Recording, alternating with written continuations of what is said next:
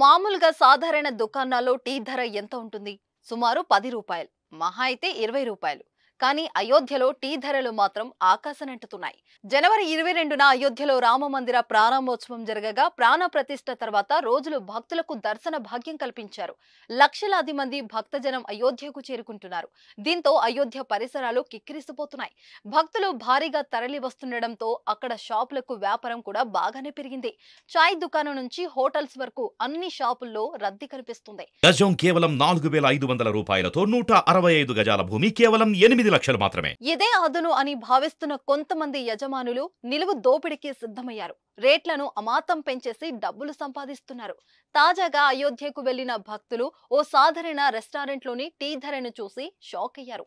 సమీపంలో ఉన్న మాతా శబరి అనే హోటల్ కి వెళ్లి 2 టీలు 2 టోస్ట్ వైట్లు ఆర్డర్ చేయగా వారి బిల్లు జీఎస్టీతో కలిపి మొత్తం బిల్లు 252 రూపాయలైంది. బిల్లులలో ఒక్కో టీ ధర 55 రూపాయలు ఉండడంతో వారు ఆశ్చర్యపోయారు. ఓ సాధారణ హోటల్లో టీ 55 రూపాయలకు అమ్ముతారని వారు ఊహించలేకపోయారు.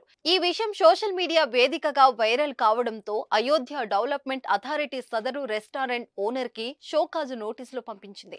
3 రోజుల్లోగా ఈ ఘటనపై వివరణ ఇవ్వాలని రెస్టారెంట్ కు ఆదేశాలు జారీ చేసింది.